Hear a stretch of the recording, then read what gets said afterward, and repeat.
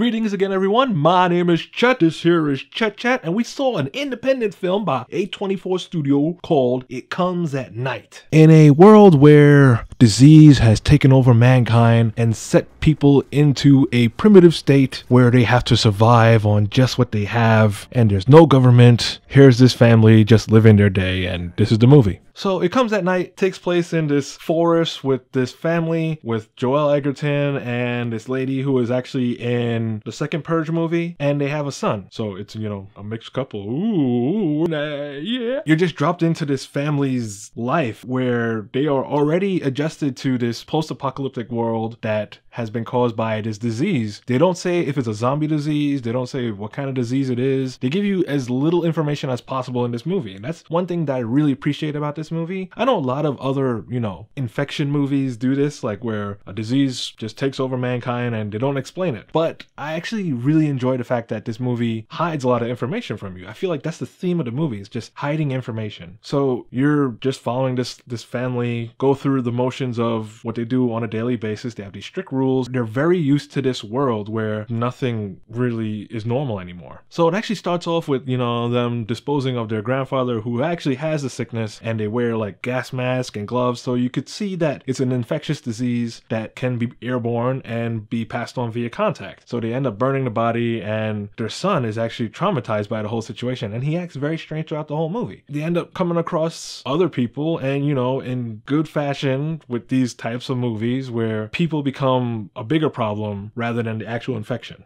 And that's all I'm going to leave it right there. Other than the really nice story of making you feel claustrophobic and having everything in one area, everything is just so well done. The storytelling is well done. The pacing feels a little slow, but is used in such a good way where it builds suspense and it makes you feel uneasy. I actually really love when horror movies actually make you feel scared because of the uneasiness of the situation, rather than, a jump scare or something skittering in the background. I'll say this, there's actually only one jump scare in this movie, and you see it coming a mile away, but everything else after that is just really nice atmospheric horror. Everything about the scenario feels stifling and tense. The house is this wooden cabin. Every little move they make, it makes a creak in the house. There's very little light. Even though a lot of this takes place during the day, the house is boarded up, so inside is always dark. And every time they go outside, they make you feel tense because of the rules that the characters set in motion. Spend as little time outside as possible, and you just feel like every time they go outside is a risk. And then there's the character interactions, where that's the main driving force of this movie. You feel like not only the characters are interacting with each other, but the characters are interacting with the audience. There are a lot of times where I feel like when somebody's hiding information, I feel like they're hiding it from me personally, instead of just, the characters in the movie. All the way throughout the whole movie, I felt that way. Even towards the ending, I was like, I feel strange because of what happened on the screen. And I love when movies do that. Again, I always want movies to give me that feeling of some kind of emotion, like after the movie happens. I know I just talked about The Mummy, and I just literally left that movie feeling nothing. But this movie, I'm still affected by it. I'm still thinking about it. It's just really intense.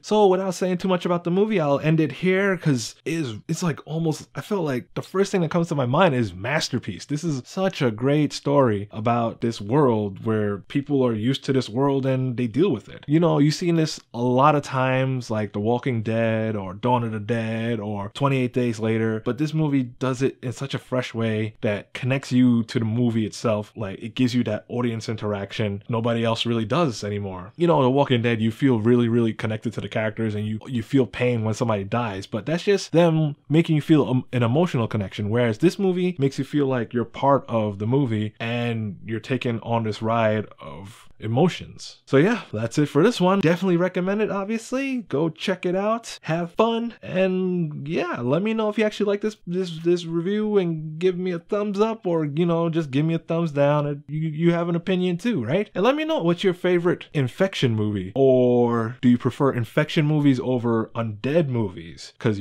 zombie movies are very, very different from infection movies. 28 Days Later is different from a zombie movie because they have different rules and stuff. But yeah, so let me know if you have a really good favorite one. One of them for me is Dawn of the Dead for sure. I really love that movie, and this one is also one of my favorites now. It Comes at Night, and I'll see you guys next time. Keep watching them movies. Enjoy.